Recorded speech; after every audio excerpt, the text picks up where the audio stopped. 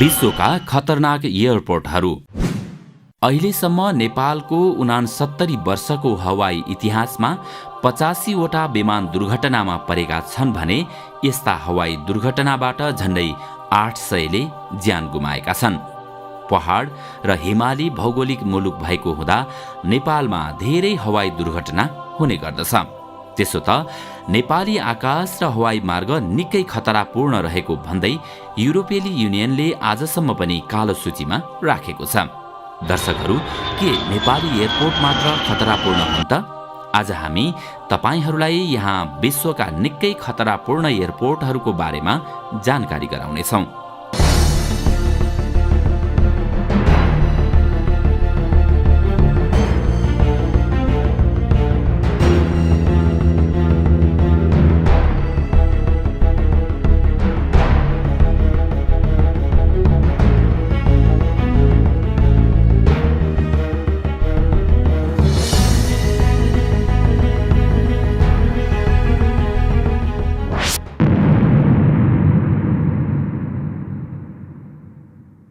हवाई जहाज मनुष्यको सबैभन्दा क्रान्तिकारी आविष्कार मध्येको एक हो।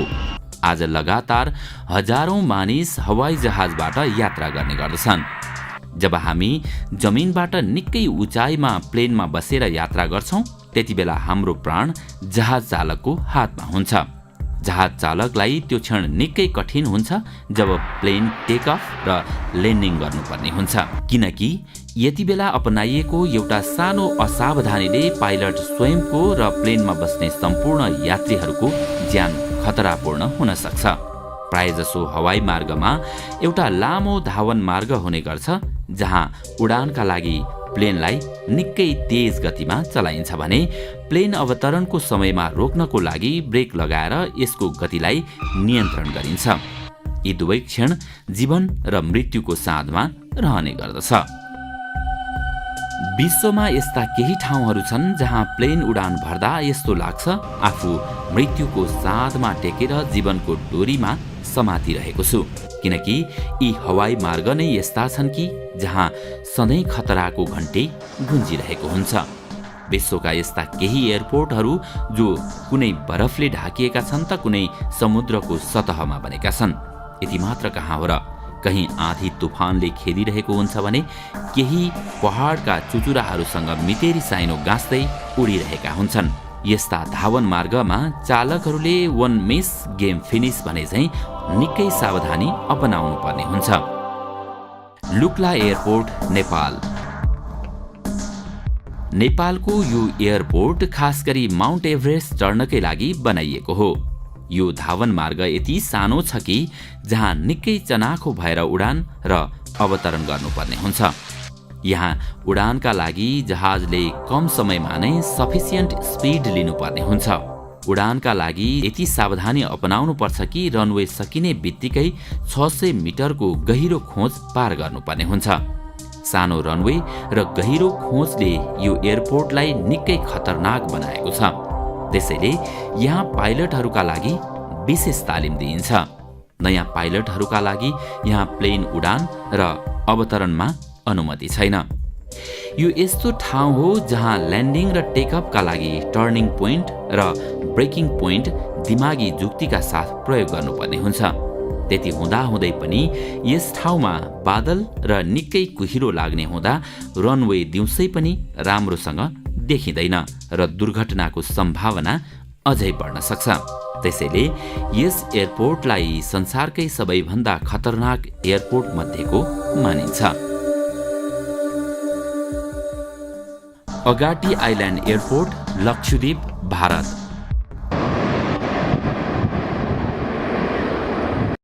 लक्षद्वीपको यो सानो एयरपोर्ट समुद्रको बीचैबीच निर्माण भएको एउटा सुन्दर आइल्यान्डमा अवस्थित छ। यसको रनवे 30 मिटर चौडाइ र 1204 मिटर लम्बाइ रहेको छ। यो रनवेलाई चारैतिर समुद्रको पानीले घेरिएकोले यस रनवेमा प्लेनलाई ल्यान्डिङ गराउनु एक जोखिमपूर्ण काम हो। यदि पाइलटले यस रनवेमा सही समयमा ब्रेक लगाएर प्लेन कन्ट्रोल गर्न सकेन भने त्यो विमान सिधै पानीमा डुब्न सक्छ।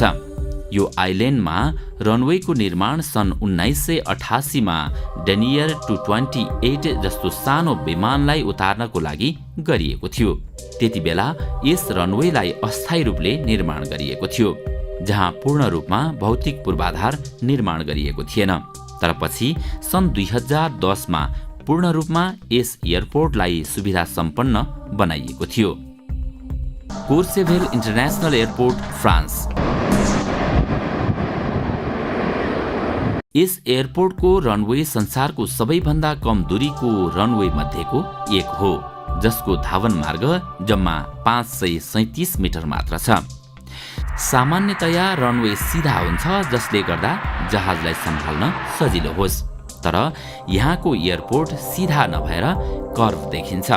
यति मात्र कहाँ हो र, यो एयरपोर्ट सानो त छ नै, त्यसमाथि यसको रनवे समथर नभएको र सधैँ हिउँ पर्ने भएकोले जो कोही पर्यटकको यहाँ सातो जान सक्छ। चारैतिर हिउँको पहाड भएकोले यस रनवेमा पनि हिउँ पर्नु स्वाभाविक हो। तर रनवेमा पर्ने हिउँले सधैँ रनवेलाई चिप्लो बनाइराख्छ, जसले गर्दा जहाज अवतरण र उडान भर्दा निकै साहस गर्नुपर्ने हुन्छ। एउटा सानो गल्तीले पनि जहाजमा सवार सबैको ज्यान जान सक्छ। त्यसैले यहाँका पाइलटहरूलाई यस रनवेमा उडान भर्नका लागि स्पेशल सर्टिफिकेटको जरुरत पर्छ। जबसम्म यात्रु जहाजबाट बाहिर ओर्लिँदैनन् तबसम्म उसको मुटुको धड्कन स्थिर झैं लाग्छ। टनकोन्टेन्ट एयरपोर्ट, होन्डुरस। टनकोन्टेन्ट एयरपोर्ट संसारको सबैभन्दा सानो कमर्सियल रनवे हो, जसको लम्बाइ 6112 मिटर छ। सामान्यतया कमर्सियल रनवेमा ठूला आकारका प्लेन अवतरण गराइन्छ, तर यहाँको रनवे निकै कम दूरीको रहेको हुँदा ठूला जहाजलाई अवतरण गर्न यो रनवे निकै कठिन हुन्छ। एक त चारैतिर ठूला ठूला पहाड, त्यसमाथि व्यस्त धावन मार्ग। जहाज उडान र अवतरणमा एक पाइलटका लागि सधैँ चुनौतीले भरिएको हुन्छ। यहाँ जोखिमको कुरा त के हो भने चारैतिर पहाडका कारण विमान सिधा अवतरण गराउन असहज हुन्छ, जसको कारण प्लेनलाई आकाशमै कोल्टे पारेर अवतरण गराउनु पर्ने हुन्छ। यस्तो अवस्थामा जहाज कहिलेकाहीँ रनवेको निकै नजिक आउँदा पनि जहाज सिधा अवस्थामा हुन पाउँदैन र जहाजलाई क्रस ल्यान्डिङ गराउनु पर्ने हुन्छ। ठूला जहाजलाई सानो रनवेमा क्रस ल्यान्डिङ गराउनु आफैमा एउटा निकै खतरनाक काम हो। एउटा कुशल पाइलटको चुनौती नै यहाँ जहाज अवतरण गराउँदा तीव्र गतिको प्लेनलाई कन्ट्रोल गर्दै सही टर्न लिनुपर्ने हुन्छ भने उडान भर्दा रनवे सकिना साथ सामुन्ने पहाडबाट क्रस हुनु निकै साहसको काम हो। Princess Juliana International Airport, Saint Martin. Princess Juliana International Airport Saint Martin Caribbean आइल्यान्डको प्रमुख हवाई मार्ग हो। यसको नाम क्वीन जुलियानाको नाममा राखिएको छ। यो एयरपोर्ट समुद्रको निकै नजिक छ। यस एयरपोर्टमा हुने लो अल्टिट्युड फ्लाइओभरले नै यस एयरपोर्टलाई खतरा बनाएको छ। जब यहाँ जहाज अवतरण गर्नुपर्ने हुन्छ तब जहाज समुद्रको केही मिटर मात्र उचाइबाट क्रस हुने गर्छ। यो एक पर्यटकीय स्थल पनि हो। यहाँ पर्यटकहरू समुद्रको किनारमा सनबाथ लिनका लागि आउने गर्छन् भने जहाजको कम उचाइको अवतरणले झन् यो ठाउँमा पर्यटकलाई थप रोमाञ्चकता प्रदान गर्दछ। त्यसैले पनि पर्यटकहरू प्लेनको उडान र अवतरण हेर्नका लागि प्रतीक्षारत देखिन्छन्।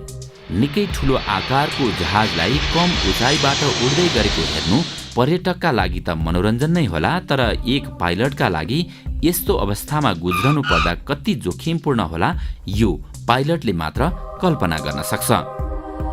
बारा एयरपोर्ट। बाराको स्कटिङ आइल्यान्डमा बनाइएको यो एयरपोर्ट सामुद्रिक किनारामा रहेको छ। यस एयरपोर्टमा अवतरण र उडानका लागि अलग अलग 3 धावन मार्ग निर्माण गरिएको छ। सामुद्रिक किनारामा अवस्थित यस एयरपोर्ट खराब मौसम र सामुद्रिक हलचलले निकै सताउने गर्छ। यस आइल्यान्डमा आपतकालीन अवतरणको कुनै सुविधा छैन। यसको कारण यो हो कि जब समुद्रमा आपतकालीन अवतरण गराइने प्रयास गरिन्छ तब सामुद्रिक छालको कारण झन दुर्घटनाको जोखिम बढ्ने गर्छ। यहाँको रनवेमा प्राय पानी र सामुद्रिक बालुवा थुप्रने गर्दा यस रनवेमा चिप्लने अधिक डर हुन्छ। कतिपय बेला त यो रनवे सामुद्रिक छालहरूको कारण पुरै पानीमा डुब्ने गर्छ। त्यसैले रातिको समय यहाँ जहाज अवतरण गर्न सम्भव हुँदैन, किनकि समुद्रको छेउबाट द्रुत गतिको हावा र छालको कारणले जहाज अवतरण गर्नु निकै खतरनाक साबित हुन जान्छ। हरेक पटक यस एयरपोर्टमा जहाजको अवतरण मौसमकै अनुकूलतामा निर्भर रहने गर्दछ। जिब्रल्टार इन्टरनेसनल एयरपोर्ट, जिब्रल्टार। ब्रिटेनको एउटा सानो ठाउँ जिब्रल्टार इन्टरनेसनल एयरपोर्ट निकै अनौठो रहेको छ। व्यस्त सडकमा रेल क्रस हुनु सामान्य कुरा हो, किनकि जब रेल आउँछ तब रेलवेका क्रसिङ गेट बन्द हुन्छ।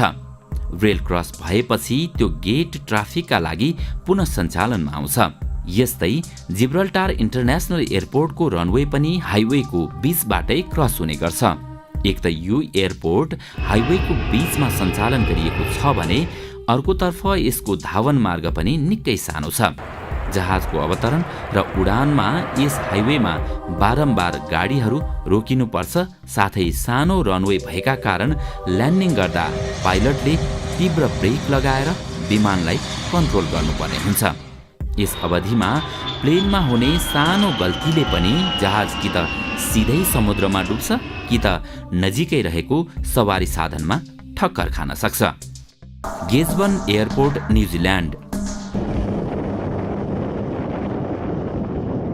न्युजिल्यान्डको यो एयरपोर्ट पनि ब्रिटेनको जिब्रल्टार इन्टरनेसनल एयरपोर्ट जस्तै रहेको छ, तर यहाँको आम मानिस प्लेनको उडान र अवतरणमा रोकिनु पर्दैन, खुद जहाज आफै रोकिन्छ। किनकि यस गिजबन एयरपोर्टको रनवे भएर एउटा रेलवे ट्र्याक रहेको छ। यो दुनियाँको एकमात्र यस्तो रनवे हो जहाँ ट्रेन पास भएपछि जहाजले उडान भर्ने गर्छ। गेजबन एयरपोर्ट निकै व्यस्त एयरपोर्ट हो, जहाँ 24 घण्टा जहाज र रेलको क्रसिङ भइरहेको हुन्छ। कहिलेकाहीँ त जहाज ल्यान्डिङ गर्दा ट्रेन पनि कुदिरहेको देख्न सकिन्छ, जसको कारण जहाज आकाशमै घुमिरहन्छ। पारो एयरपोर्ट, भुटान।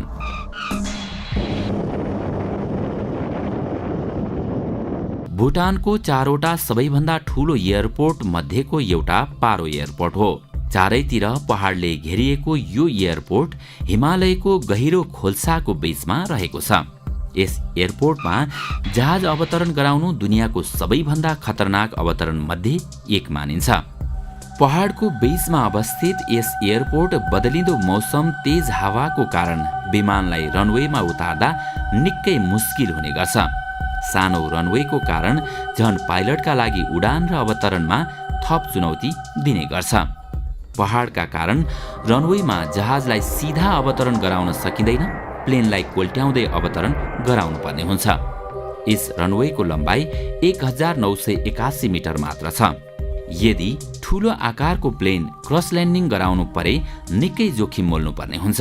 सही गति र उचित बिन्दुमा जहाज कन्ट्रोल नभए सिधै पहाडमा ठोकिन सक्छ। मक्मुर्डो एयर स्टेसन, अन्टार्क्टिका। अहिलेसम्म हामीले हेर्यौं कि यदि एयरपोर्टको नजिक समुद्र वा पहाड भए एयरपोर्ट कति खतरनाक हुने गर्दछ, तर यस अन्टार्क्टिकाको एयरपोर्टमा यस अघि उल्लेख गरिएका जस्तै कुनै खतराहरू छैनन्। यदि खतरा छ त यहाँको सदाबहार हिउँ, किनकि यहाँ विमानलाई उतार्नका लागि हिउँमै रनवे निर्माण गरिएको छ। अन्टार्क्टिका एउटा हिउँले भरिएको स्थान हो जहाँ नचाहेर पनि जहाजलाई बरफमा नै अवतरण गराउनु पर्ने हुन्छ। यहाँ हिउँमा जहाज अवतरण गराउनका लागि पाइलटलाई स्पेशल कुल वेदर ल्यान्डिङको तालिम दिने गरिन्छ, किनभने चिप्लो भएका कारण विमानको सन्तुलन बिग्रिएर गम्भीर दुर्घटना पनि हुन सक्छ।